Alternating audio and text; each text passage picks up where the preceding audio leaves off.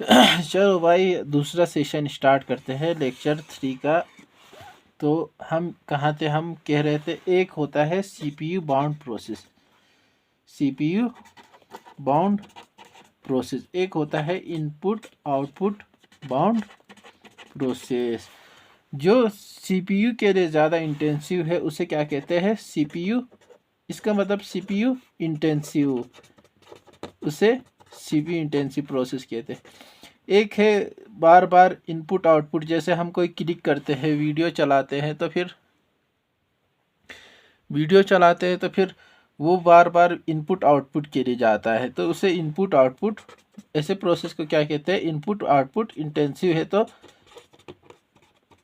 Input output bound process कहते हैं। चलो, प्रोसेस शेड्यूलिंग। अब हमारा बहुत सारे थोड़े थोड़े हम क्या करेंगे, छोटे छोटे से बहुत सारे ये टॉपिक है जो गेट में कभी कभार इनसे एमसीक्यू बनते हैं, उन्हें हम डिस्कस कर रहे हैं। सबसे पहले हमने सीपीयू बाउंड करा, आईओ बाउंड करा, अब हम कर रहे हैं प्रोसेस शेड्यूलिंग। कुछ टर्म्स है, इसका मतलब क्या है? इसका मतलब है प्रोसेस शेड्यूलिंग क्यों ज़रूरत पड़ता है? बहुत सारे प्रोसेस है जो सीपीयू में जाना चाहते हैं, तो इसका क्या नीड है? इसका नीड है जब हमें एक प्रोसेस सेलेक्ट करना हो, when one process is to be selected, उसे सेलेक्ट करना हो among multiple process, among multiple process. बहुत सारे प्रोसेस में से कोई एक प्रोसेस हमें सेलेक्ट करना, उसे क्या कहते हैं? प्रोसेस शेड्यूलिंग कहते हैं। इसका ज़रूरत क्यों पड़ा? अब इसकी नीड क्यों पड़ी? इसका नीड इसलिए पड़ा ताकि हम एफिशिएंट हो और बेटर परफॉर्मेंस आ सके। टू बी एफिशिएंट, या हमें बेटर परफॉर्मेंस के लिए ज़रूरत पड़ा। इसका बेटर परफॉर्मेंस के लिए इसका ज़रूरत पड़ा। अब हम शेड्यूलिंग, अब ये है तो ये भी एक इम्पोर्टेंट वो है, शेड्यूलिंग क्यू। शेड्यूलिंग क्यूज, सबसे पहला होता है जॉब क्यू। जॉब क्यू क्या है? जॉब क्यू क्या है? सारे प्रोसेस जो कि न्यू स्टेट में है, वो सब इसमें, all process which are in new state में है, उससे क्या जॉब क्यू कहते हैं। रेडी क्यू नाम से आप, रेडी क्यू कौन से प्रोसेस है? जो प्रोसेस, सारे process, all process which are in ready, मतलब रेडी स्टेट में है, उसे हम क्या कहते हैं? रेडी क्यू कहते हैं। एक होता है डिवाइस क्यू। डिवाइस क्यू क्या है? सारे प्रोसेस जो वेटिंग है डिवाइस में, डिवाइस के लिए, मतलब वेटिंग फॉर डिवाइस, जो प्रोसेस डिवाइस के लिए वेट कर रहे हैं, वेटिंग फॉर डिवाइस, उसे क्या कहते हैं? हम डिवाइस क्यू कहते हैं। अब हम शेड्यूलर के कितने टाइप है वो पढ़ते हैं। चलो, हमने ये छोटे छोटे से जो टर्म थे वो पढ़ लिए, अब हम शेड्यूलर के कितने टाइप है वो पढ़ते हैं। टाइप्स ऑफ शेड्यूलर, शेड्यूलर्स के कितने टाइप है, इसके लिए हम नए पेन ले लेते हैं। सबसे पहले होता है लॉन्ग टर्म शेड्यूलर,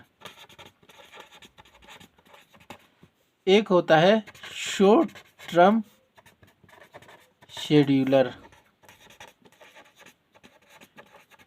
एक होता है mid term scheduler, long term scheduler क्या करता है? लॉन्ग टर्म शेड्यूलर कोई भी प्रोसेस न्यू स्टेट से रेडी स्टेट में जा रहे उसको लाने वाले शेड्यूलर को क्या कहेंगे हम? लॉन्ग टर्म शेड्यूलर कहते हैं। इसको अगर हम लिखें तो brings a process from new state to ready state. इस लॉन्ग टर्म शेड्यूलर का क्या काम है? एक प्रोसेस को लाता है न्यू स्टेट से रेडी स्टेट में। अब शॉर्ट टर्म शेड्यूलर का क्या काम है? शॉर्ट टर्म शेड्यूलर का काम है select one of the ready process to run on CPU। मतलब क्या है कि ये सेलेक्ट करता है एक प्रोसेस को जो रेडी स्टेट में है कि वो CPU पे जाए और वो कहाँ जाए? रनिंग स्टेट में चले जाए। और अब हमारा मिड टर्म शेड्यूलर आता है। मिड टर्म शेड्यूलर क्या है? ये कुछ नहीं करता है, ये प्रोसेस को स्वेप करता है, जैसे स्वेपिंग करता है, मतलब प्रोसेस का इसका ज़्यादा वो नहीं है। It perform swapping of process, process को स्वेप करता है। प्रोसेस को क्या करता है? स्वेप करता है।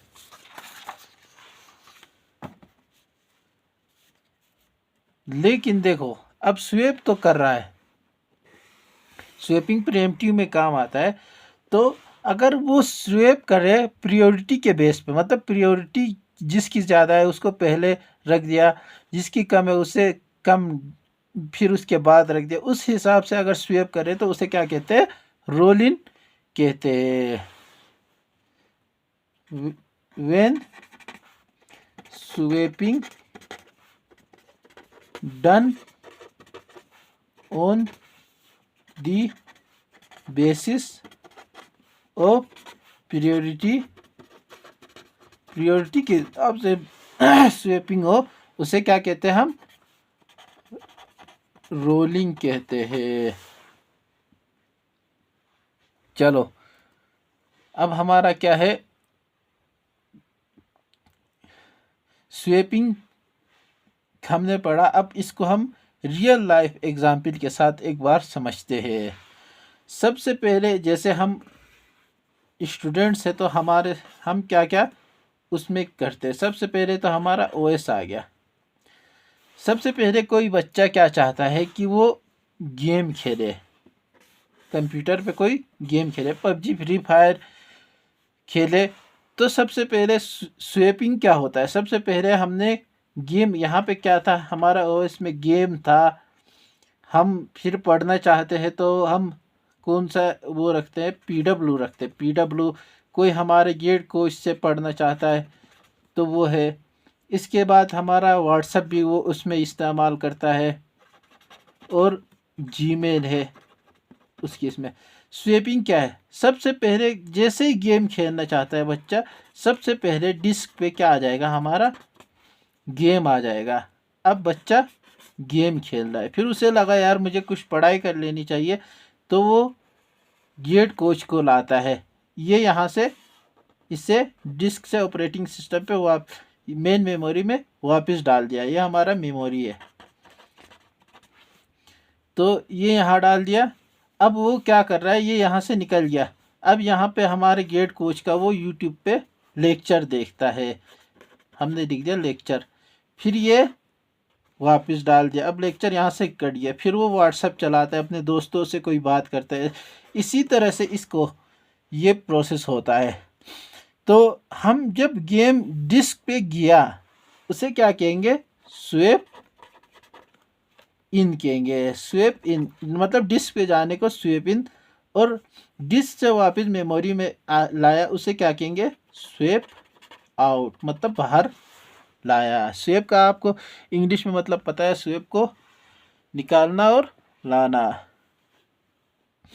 अब हमने इतने सारे टर्म्स पढ़े, उस हिसाब से हम प्रोसेस स्टेट डायग्राम को फिर से बनाते हैं।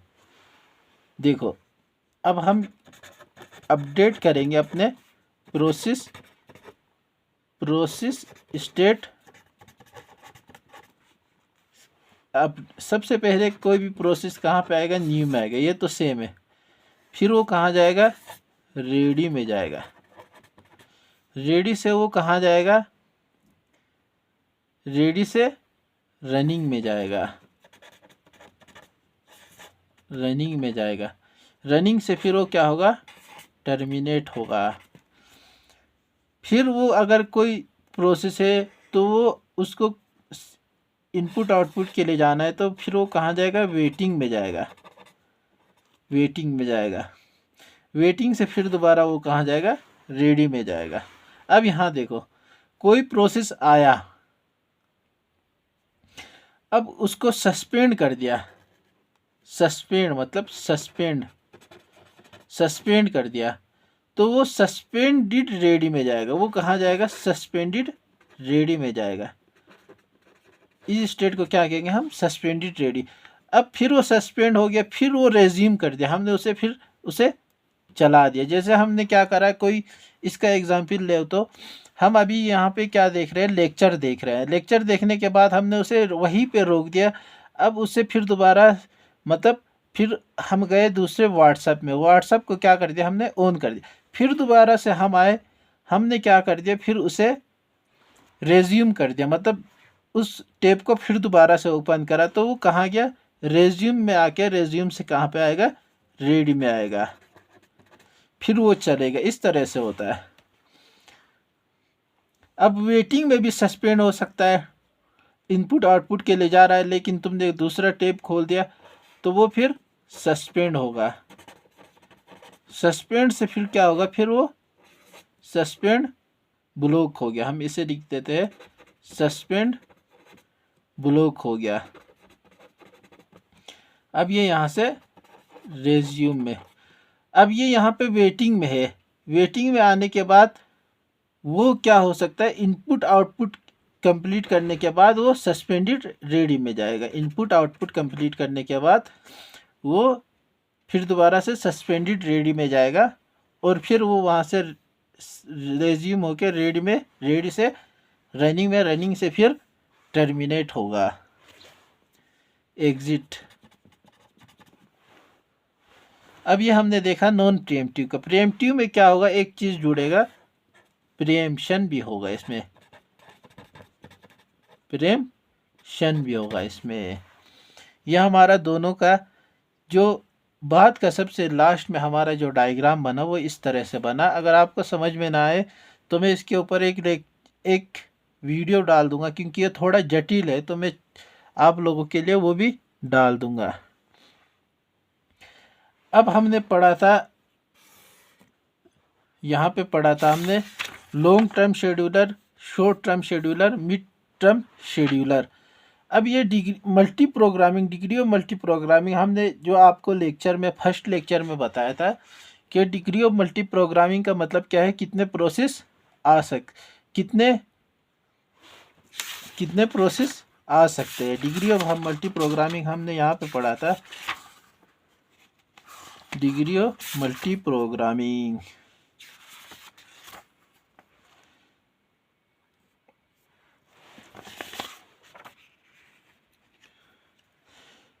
मेन मेमोरी में एक टाइम पे कितने प्रोसेस हैं, उसे क्या कहते हैं, डिग्री ऑफ मल्टी प्रोग्रामिंग कहते हैं। अब लॉन्ग टर्म शेड्यूलर क्या है, लॉन्ग टर्म शेड्यूलर ये क्या करता है, मल्टी प्रोग्रामिंग के डिग्री को क्या करता है, इंक्रीज करता है। Can increase degree of multi programming के मतलब ज़्यादा से ज़्यादा वो क्या मेमोरी में प्रोसेस ला सकता है। मिड टर्म शेड्यूलर क्या है, मिड टर्म शेड्यूलर ये इंक्रीज भी कर सकता है या डिक्रीज भी कर सकता है। कैन इंक्रीज भी कर सकता है या डिक्रीज भी कर सकता है डिग्री ऑफ मल्टी प्रोग्रामिंग को।